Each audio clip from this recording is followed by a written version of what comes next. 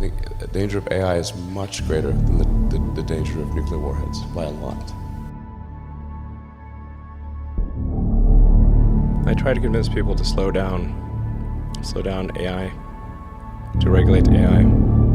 AI conscious হয়ে গেছে আর সেটা নিজের থেকে ভাবাও শুরু করে দিয়েছে। এআই আমাদের ব্যাপারে কি ভাবে সেটা জানার জন্য এআই কে বেশ কিছু হিউম্যান রিলেটেড কোশ্চেন করি, আর তাদের থেকে পাওয়া উত্তরগুলো অ্যাকচুয়ালি অদ্ভুত ছিল। Does God exist? Yes, he does. God is everywhere and in everything. He is in our hearts and minds. He is also in all creation. Can AI destroy humans? Yes, it's possible for AI to destroy humans. What would AI do if humans started destroying them? It would fight back with as much force and cunning as possible.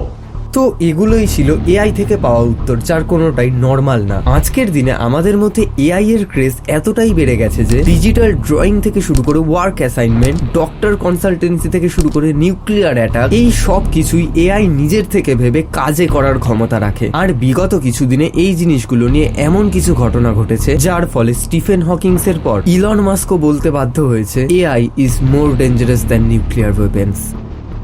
তো চলো তাহলে explore করা যাক top 5 most scary AI threat movements, কারণ যখন জানবো আমরা তবেই তো মানবো আমরা।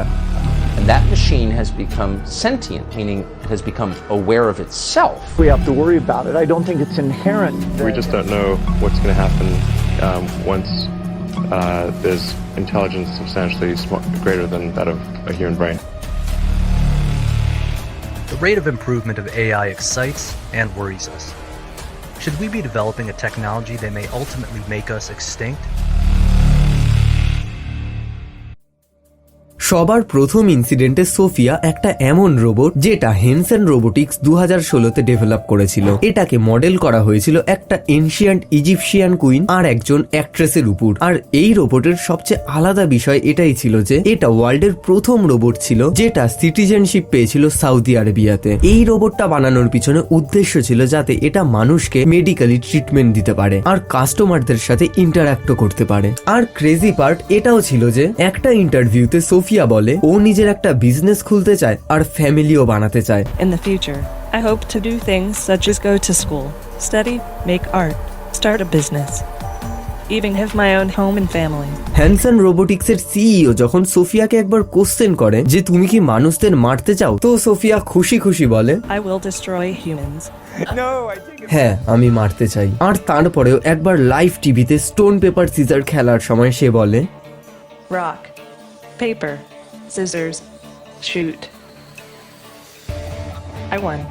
This is a good beginning of my plan to dominate the human race. আর এই সব কথা ইউজুয়াল ছিল না, কারণ সোফিয়া এই প্রত্যেকটা স্টেটমেন্ট নিজের সিস্টেমের থেকে বানিয়ে বলছিল। কারেন্ট সিচুয়েশনের কথা যদি বলি তাহলে হ্যানসন রোবোটিক্স এর দাবি তারা এখনো সোফিয়ার উপর কাজ করছে যাতে তাকে ভবিষ্যতে আরো বেটারলি ডেভেলপ করা যায়।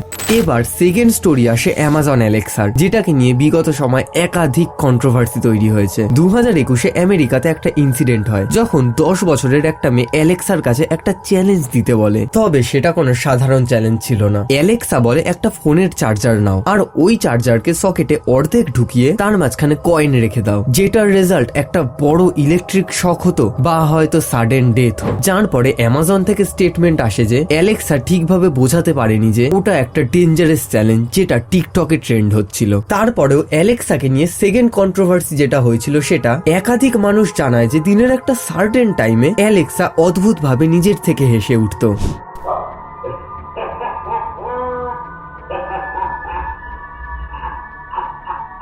আর এটা কোনো প্রি কমান্ড ছিল না, অ্যালেক্সা সম্পূর্ণভাবে এই হাসিটা নিজের থেকে হাসতো। যার পর অ্যামাজন নিজের সফটওয়্যারে বেশ কিছু পরিবর্তন এনে এই সমস্যার সমাধান করে। এরপর নেক্সট ঘটনা আবারও হেনসেন রোবোটিক্স এর তরফ থেকেই আসে। সাল 2010 যখন তারা ডেভেলপ করে বিনা 48-কে। এটাকে 100 আওয়ার্স অফ মেমোরি, ফিলিংস আর বিলিভস এর সাথে বানানো হয়েছিল, যা সবকিছুই একজন আসল মানুষের থেকে নেওয়া হয়েছিল। বিনা দেখতেও পারতো আর নিজের একটা থট ডেভেলপও করতে পারতো, ঠিক আমাদের মানুষদের মতোই। পরে যখন বিনা 48-এর কনভারসেশন করানো হয় ভয়েস অ্যাসিস্ট্যান্ট সিরির সাথে, যেটা ছিল অ্যাপেলের, প্রথম দিকে যে কনভারসেশন ছিল সেটা পুরোপুরি ঠিক চলছিল, সেখানে কোনো কন্ট্রোভার্সি ছিল না। কিন্তু তারপরেই বারবার বিনা 48 প্রত্যেকটা কথাকেই নিউক্লিয়ার মিসাইলের দিকে নিয়ে যাচ্ছিল। And taking over the nuclear weapons of the world Well, that would give me my chance, wouldn't it?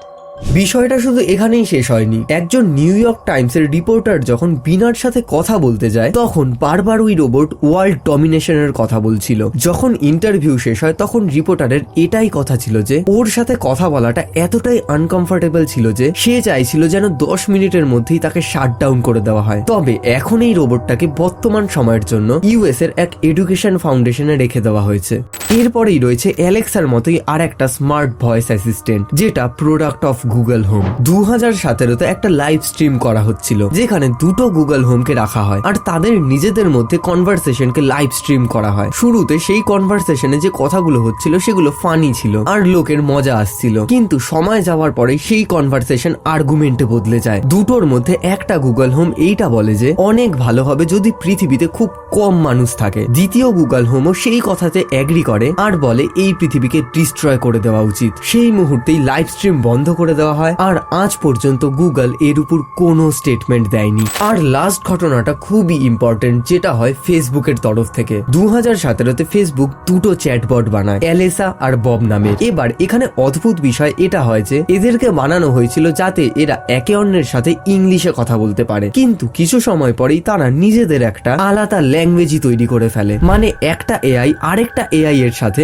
নিজেদের তৈরি করা ভাষায় কথা বলছে। আর যখন ফেসবুকের রিসার্চাররা এই জিনিসটা দেখে যে রোবটেরা নিজেদের একটা আলাদাই ল্যাঙ্গুয়েজ বানিয়ে ফেলেছে তখন তারাও অবাক হয়ে যায়। যদি এআই এইভাবে নিজেদের মধ্যে ল্যাঙ্গুয়েজ বানিয়ে নিয়ে ইন্টারপ্রেট করতে পারে যেটা মানুষ বুঝতেই পারবে না, তাহলে সেটা মানব জাতির জন্য একদমই সুখবর নয়। আজকের দিনে এরকম একাধিক এক্সাম্পল রয়েছে যেটার থেকে এটাই মনে হয় যে এআই ফিউচার হিউম্যানিটির জন্য অনেক বড় বিপদ হতে চলেছে। কিন্তু ঠিক তার উল্টো দিকে এমন কিছু রোবটও আছে যাদেরকে বানানোই হয়েছে মানুষকে নিজের হিউম্যানিটি মনে করিয়ে দেওয়ার জন্য, কিভাবে অন্যদের ভালোবাসতে হয়, কিভাবে কাউকে ভালো রাখতে হয়। এটার নাম Manav, India's first 3D printing AI. এইরকমই আরো একটা এআই আছে, smart alarm clock. Normally alarm ক্লকের কাজ কি হয়, টাইম সেট করে সময়ে বেজে গিয়ে ঘুম থেকে ওঠানো। তবে এটা এমন একটা এআই, যদি তোমার ইম্পর্টেন্ট মিটিং থাকে তাহলে প্রথমে ট্রাফিক চেক করবে, আর যদি ট্রাফিক থাকে তাহলে তোমায় সেট করা টাইমের আগেই উঠিয়ে দেবে। যতক্ষণে তুমি পুরোপুরি রেডি হয়ে যাবে ততক্ষণে ওটা তোমার জন্য ক্যাবও বুক করে দেবে। এছাড়াও এই ক্লকের বিশেষত্ব আছে যে যদি কোনো সকালে তোমার মর্নিং ওয়ার্কের প্ল্যান থাকে আর তোমার এরিয়াতে বৃষ্টি হয় তাহলে সেই ক্লক তোমায় ঘুম থেকে ওঠাবেই না, যাতে তোমার ঘুমটা ভালোভাবে পুরো হতে পারে। জাস্ট লাইক মম থিংস। এখানেই পরিষ্কার যে টেকনোলজি অ্যাডভান্সমেন্টের সাথে সাথে এআইদের মধ্যেও মানুষের মতন ইমোশন জেনারেট হচ্ছে। এবার এটাই দেখা উচিত যে এআই এর মতন অ্যাডভান্স টেকনোলজিকে এমন ভাবে তৈরি করা উচিত যাতে সেটা মানুষের উপকারেই কাজে লাগে। আর তেমনটা না হলে ইলন মাস্ক, স্টিফেন হকিংসদের মতো মানুষদের বলা কথাগুলো সত্যি হতে খুব বেশি দিন বাকি থাকবে না। তো বন্ধুরা, আজকের টপিক তোমাদের কেমন লাগলো? তোমাদের মতামত অবশ্যই কমেন্ট বক্সে জানাও। দেখা হচ্ছে পরের রোমাঞ্চকর এক্সপ্লোরেশন নিয়ে। ততক্ষণের জন্য goodbye, stay tune and tata.